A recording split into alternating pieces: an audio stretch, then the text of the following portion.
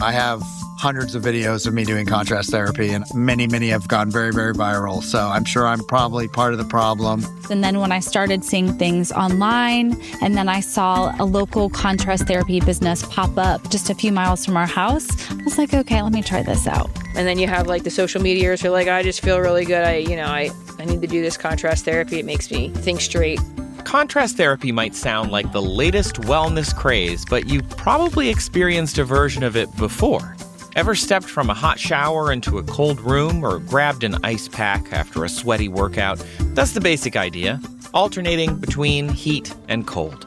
Today's trend takes it a bit further, with people cycling between saunas and ice baths in search of everything from faster muscle recovery to better mental health.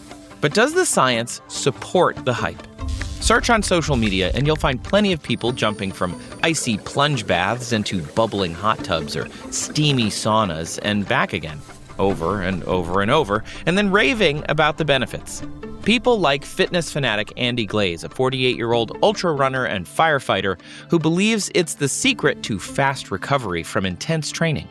The immediate results would be like, you feel better, but then I also noticed that like I recovered quicker and was sore for shorter periods of time. I've just kept doing it because I see results. And Erin Giles, whose wellness content targets women over 35.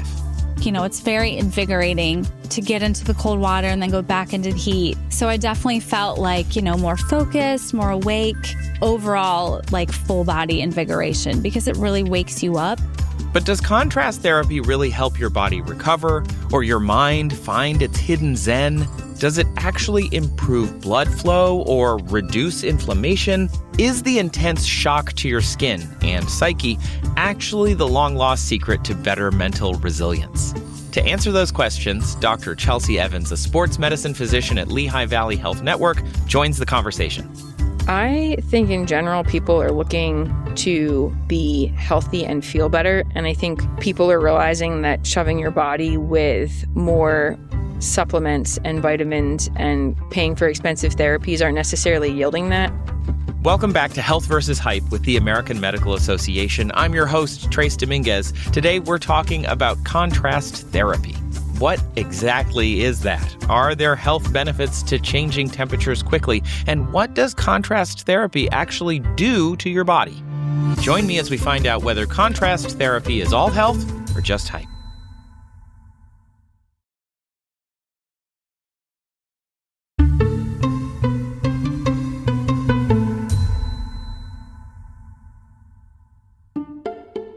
Contrast therapy is a good example of an ancient practice experiencing a modern resurgence. It's been around for thousands of years. In ancient Rome, public bathhouses were designed with a progression of rooms, including caldarium, hot baths, and frigidarium, cold plunge pools.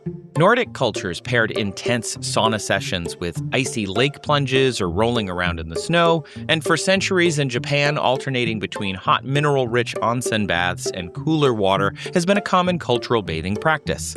Our more modern version of this seems to have been recently rediscovered by the online sports and wellness communities. I'm curious why this practice has endured for so long and what the appeal of it really is. Here's Andy explaining. So there's a couple things. Like, first of all, like I said, I'm 48. I'm considered a master athlete, right? Which means I'm old. I'm on a 317-week streak of running over 100 miles a week. That averages like 15 to 20 miles a day. So I'm constantly having to recover like rapidly. I have like a pretty intense recovery routine that involves contrast therapy as like definitely one of the like main components, but it's one component in a series of lots of things that I do. So my body recovers like faster. Can you describe what it's like to do this kind of contrast therapy, the sauna, the cold plunge in detail? What does it feel like? So sauna is not like a passive sort of exercise. It's work. And when you're in there, it is so hot and uncomfortable that your heart rate elevates and you want to get out because you're just so hot. And then you get into the cold plunge and it's really uncomfortable in the cold plunge too. Like you immediately want to get out. You're fighting to stay in there. And then you get out and then you go back in the hot. And when you first get in the hot, it feels cold in there because your body is so cold. And then it heats up really fast again. I mean, your body's going into shock and it wants to get out of that cold water. Erin had a similar description of her contrast therapy experience. When we got to the contrast therapy place, of course, first we had to change our clothes. I wore my bathing suit. My husband was in his trunks. And you're basically alternating between 15 to 20 minutes in the sauna, and I think it's like 2 to 5 minutes in the cold plunge tank. But, after 2 to 5 minutes in that cold plunge tank, you are definitely very ready to get back into the sauna. And that lasts for an hour. So it's a few times in both. Erin, it sounds like you liked the sauna part just a little bit more. Yeah, I mean, absolutely. Every time it was time to get out of the cold plunge, I was ready to move into the sauna. So I would definitely say the sauna was preferred and welcomed and loved and appreciated and probably adored. My teenager would say it's a vibe, there's the sauna has aura. Okay. So it's the red light. It's quiet. But then when you got to open the door and get in the cold plunge tank, it's like a complete shock to your system. For me, just like the overall, dopamine rush that probably came with the cold to heat was fun, I guess I could say. And it's that shock to your system and rush that people are chasing. The cold plunge is like a dopamine enhancing activity. So if you have a headache, if you feel sad, you got PTSD symptoms and you get in that cold plunge, a lot of times you're going to feel pretty good for like an hour or two afterwards. I shared that last bit with our medical expert for this episode, Dr. Chelsea Evans. I wanted to know what the science was behind the reaction Andy just described. Here's Dr. Evans. So when you talk about cold exposure, again, let's talk about chemicals. You're looking at norepinephrine, where you have a surge of that, and that causes that heart rate to increase. You have alertness and you have that energy. You have endorphins, and you're looking at some pain relief. And then you have some of that mood-enhancing effect of the endorphin. The interesting part about the endorphin piece of it, endorphins, especially B endorphins, they're an opioid receptor agonist. And then, like Andy said, there is an increase in dopamine. And then, with dopamine, you have more motivation, reward, and focus. The thing about this is these are all temporary changes. They're nothing that you're going to see in terms of long term. So he's not wrong. But yeah.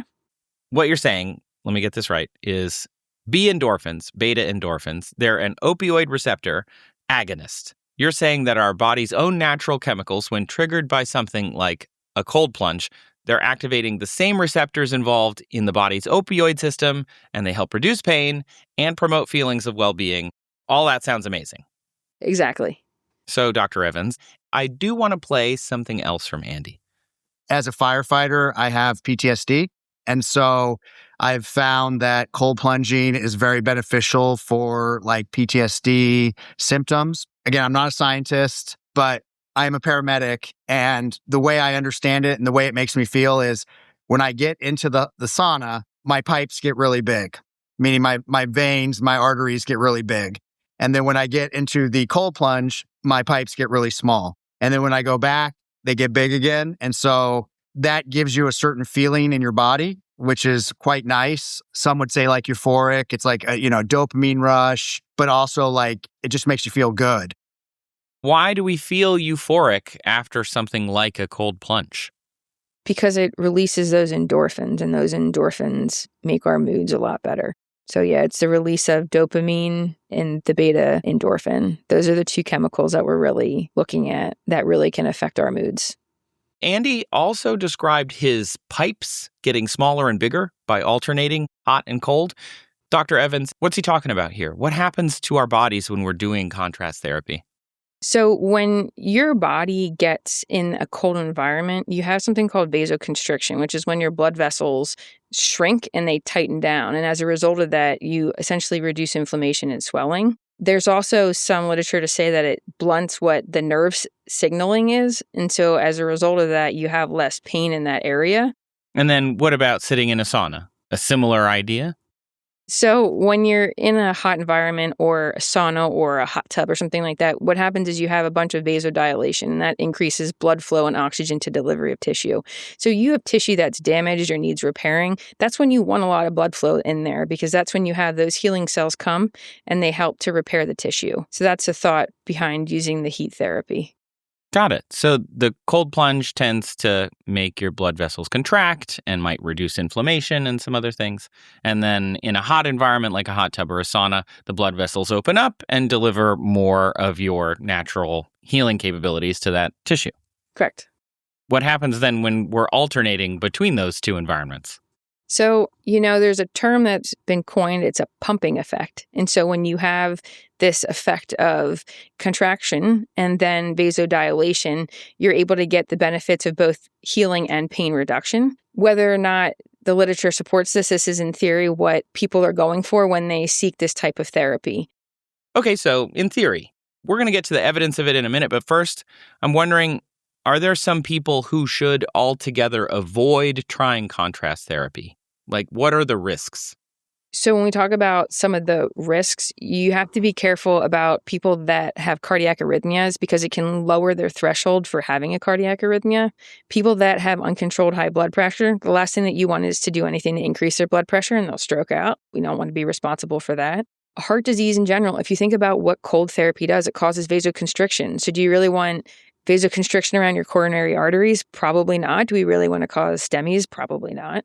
And that goes along with people with vascular disease, right? So if you have a bunch of blood vessels that are littered with calcium deposits or lipids and, cholesterol around their blood vessels, last thing you want is any type of vasoconstriction as well. So I think you need to approach this with a degree of caution in certain populations, but particularly those for cardiovascular events. Yeah. Forgive me, what is a STEMI? Heart attack. Oh, we don't want that. Yeah, we don't want to cause those. Definitely not. Yeah. All right, y'all. STEMI stands for ST elevation myocardial infarction. It's the most severe kind of heart attack where a coronary artery gets completely blocked. The reason cold plunging could theoretically cause one comes down to what's called the cold shock response. Your heart rate spikes, your blood vessels clamp down, and stress hormones flood your system the second you hit that cold water. If you already have some hidden plaque buildup in your arteries, the sudden shock could be a thing that cracks it open, triggering a full clot. Actual heart attacks from sauna or cold plunge use are genuinely rare. The bigger real-world risk factor isn't the cold, it's mixing all this with alcohol. Okay, now that we've all dug into our curiosity here, let's go back to the interview. So, Dr. Evans, Erin had a question for you. Here's what she wanted to know. If I could ask a doctor about contrast therapy, I would say if it's something someone did consistently for maybe, 60, 90 days, maybe they did it 2 to 4 times a week, and maybe they had a serious health concern, or maybe they had an injury in their 40s, because I know those things happen a lot. Would that speed things up, or would the benefits be obvious after being that consistent? So what do you think about this question? Would the benefits be obvious for someone who consistently does contrast therapy?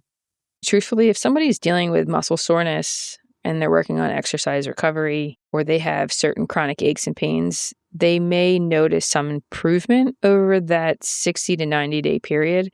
Thing is, contrast therapy alone is not going to have dramatic effects on accelerating healing. And it's not going to reverse any health conditions per se that you have. I think it's more of one of those things you need to use as a supportive recovery tool rather than that therapy alone. So yeah, it'll help a little bit. Is it going to be mind-blowing? Probably not. And then we'll play another clip from Erin. Those extreme cold temperatures for women, especially women, perimenopause, menopause, is not good for our bodies. I guess the easiest way for a non-doctor person like myself to say it would be is high cortisol, which we're already kind of in a high stress hormone time in our lives. I was open to trying it though, because I did see that he had one tank that was the temperature for men, and then he had one tank that was more ideal for women. Is that accurate? Is that something that we should consider? Are extreme cold temps not as good for people who are perimenopausal or menopausal? And is there something where there's this temperature is better for this sex, men or women? There's no evidence to say that extreme cold temperatures are worse for perimenopausal and menopausal women. There is an interesting study about women who were perimenopausal and menopausal that swam in 50-degree temperatures on a regular basis. And it actually showed that they had less perimenopausal and menopausal symptoms by doing the colder therapy. It's not a great study, right? They're women who exercise on a regular basis, but there's no evidence to say being perimenopausal, menopausal should have any effect on if you can do contrast therapies. Erin's comment got me thinking about how cold is a cold plunge. Here's Andy. So I keep mine in like the low 40s. When I first started, it was like I think like a macho thing or like an ego thing. And like, I would keep it at like 33. And we would do like, how long can you stay in? We do like 11 minutes and, go out and like break the ice, and then get in. And as time goes by, I've realized that doesn't necessarily matter quite as much. And so, yeah, like low 40s, mid 45, 43, something like that. Oh, that sounds pretty cold. But it actually brings me to another question about the protocol for contrast therapy. How hot? How cold? How long? Those sorts of things. For someone looking to relieve muscle soreness and to speed their recovery, what does the science say? So this is one of those things that when you look at the literature, this is what makes it really difficult. It's because it's so inconsistent with the protocols that people use. But I will tell you the majority of them, and really what my patients tell me, they usually say, if they're going to be in hot water, like a hot tub, you're looking at 3 to 5 minutes, and then you're doing 1 to 3 minutes in the cold. If you're in a sauna, it takes a little bit longer to get that internal temperature up.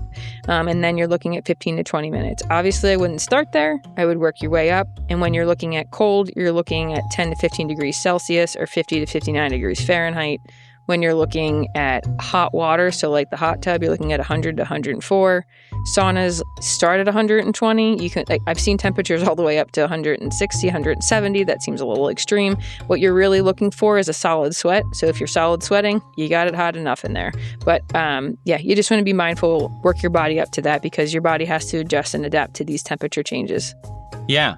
And is that sweating important? Like, is that part of the help? Is having all of your pores excreting everything they can? No, that tells you that your body temperature is rising, which is what part of the heat therapy is.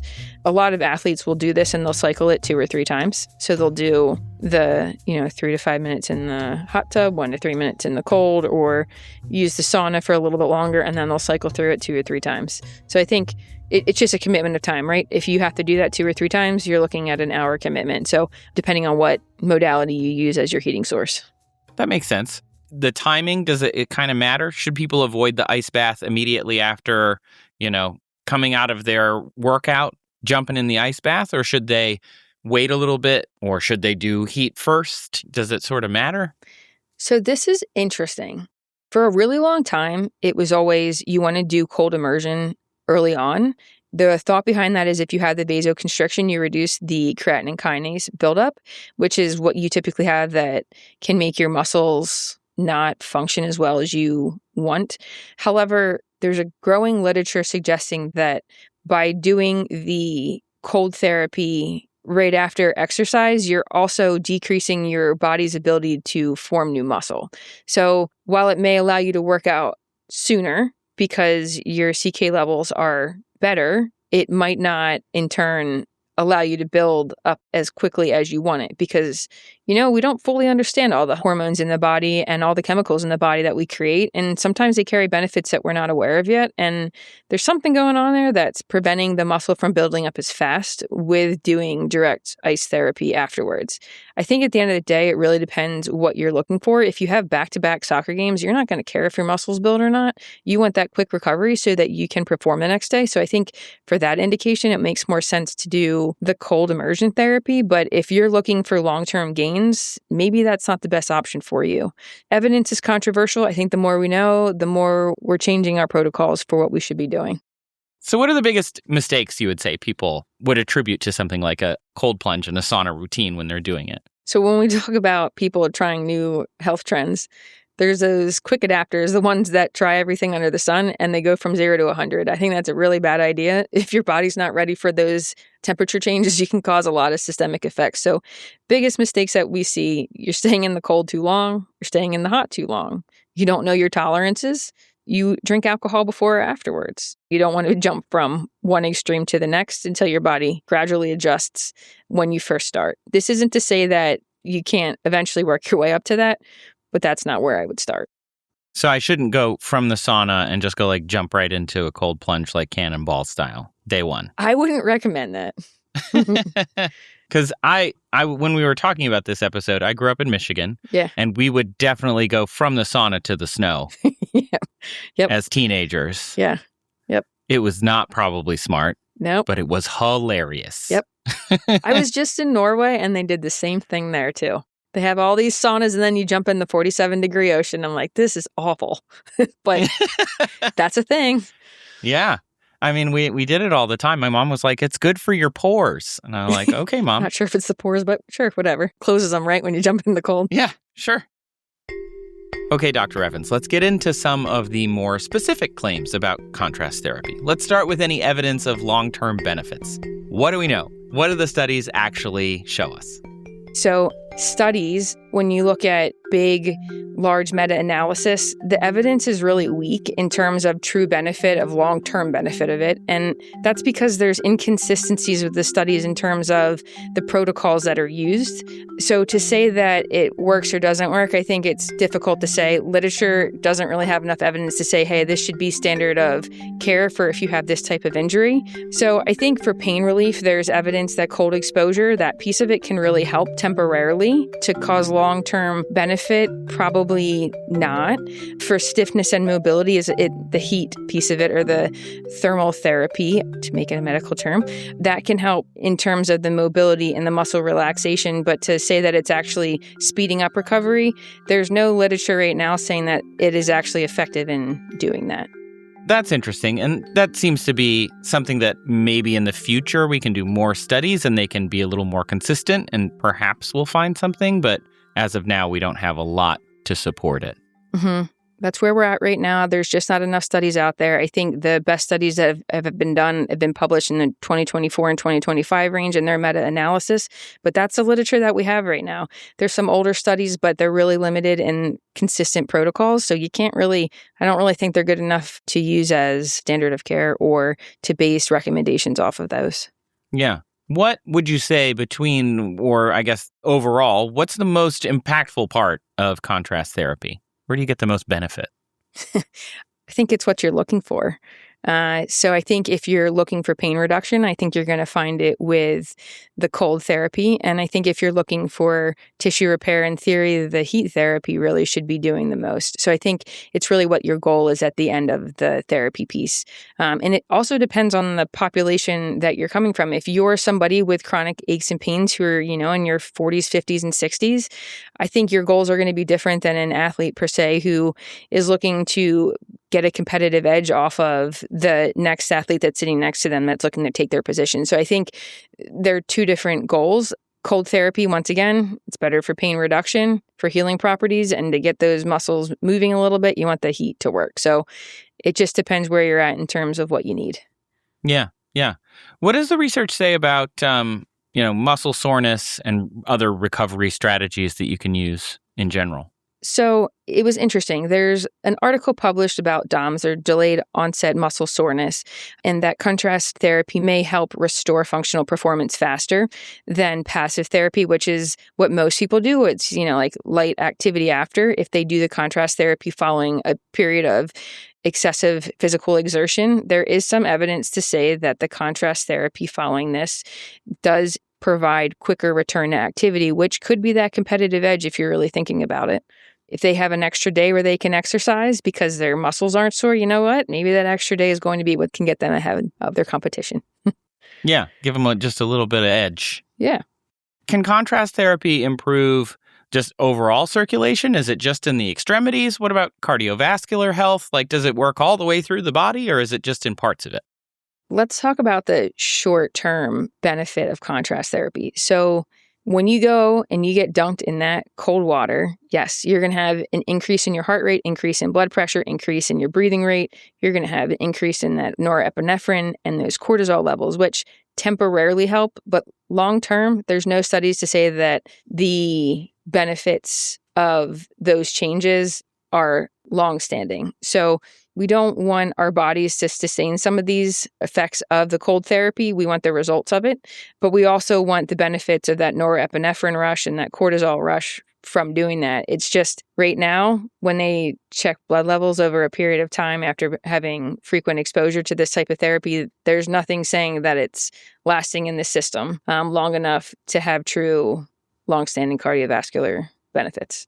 I mean, the main benefit from my perspective is that little scream that everybody does when they get in. Yeah. I think that's the best part. When like, woo! It's that rush. You know. Yes. I completely agree. So and then when it comes with those kind of things, is something like cardiovascular health impacted by these hot and cold and, alternating? So once again, it is temporarily. It's just not long-term. There's no evidence to say that you have sustained effects of it. There's risk of doing this if you have cardiovascular disease as well, because of the short-term changes that it can change in your cardiovascular system. So once again, I think there needs to be more research done in this topic. A lot of people claim the cold plunge is helping them with their mental health as well, and they're like stress resilience. Is there any evidence there at all, or is this something we see on social media? Okay, so this is an interesting one. There's a couple studies out there that show that there's temporary mood improvement, there's temporary improvement in sleep quality, and there's also reduced sickness-related work absences.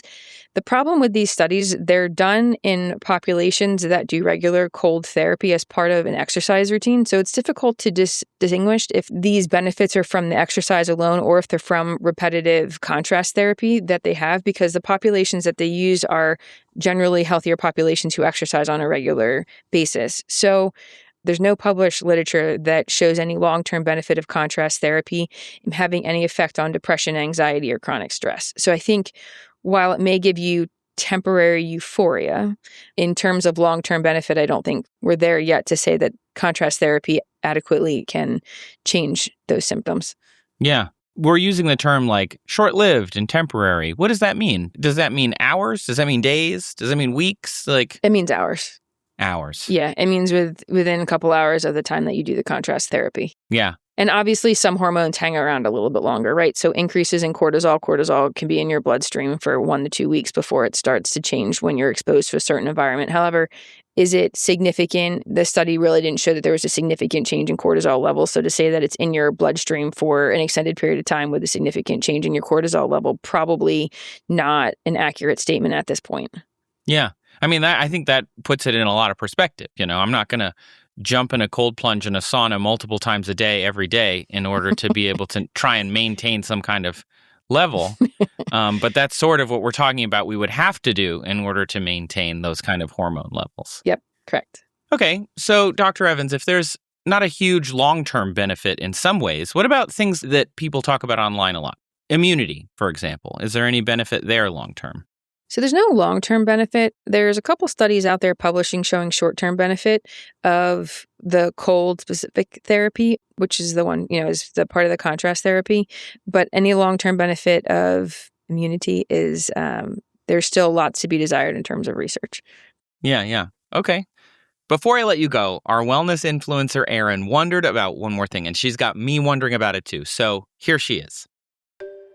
I always wonder, doctors don't always, they know the science behind things, but have they tried it? You know what I mean? Have they experienced it?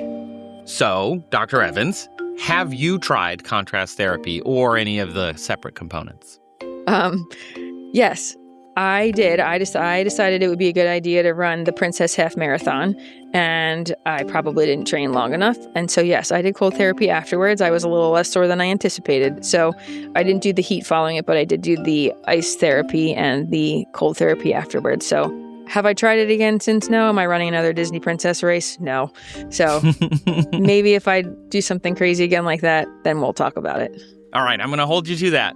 Thanks a lot for being here and talking to our audience about contrast therapy. Yep, for sure. So let's turn this into a math problem. Cold therapy can, in the short term, reduce inflammation, accelerate muscle recovery, stimulate the nervous system, and trigger the release of mood-boosting neurotransmitters like dopamine and beta endorphins. Heat therapy can, in the short term, relieve chronic pain, relax muscles, and increase circulation. The sum of these two parts, contrast therapy, in theory, accelerates circulation, reduces inflammation, and triggers faster tissue recovery by forcing blood vessels to rapidly dilate and constrict. But more studies need to be done to confirm this and investigate if any long-term benefits exist. So, do you think contrast therapy adds up? Let us know what you think about it in the comments. As always, be sure to check with your physician first if you plan to take the plunge and try contrast therapy for yourself. Thanks again to Dr. Chelsea Evans for breaking down the science behind contrast therapy, and thanks to Andy Glaze and Aaron Giles for sharing their stories and experiences with us. We did it again, believe it or not. This was our 7th popular health trend, which means we only have one more episode left this season. Don't worry though, we still have plenty of interesting information to cover because next week we're going to dive into the world of red light therapy and all the social media claims around it. If you haven't already, please hit the subscribe or follow button and join us next time on Health vs. Hype with the American Medical Association. For more information on all the topics we're covering, visit amahealthversushype.org. That's amahealthvshype.org. Health vs. Hype is a production of Ruby Studio from iHeartMedia and the American Medical Association.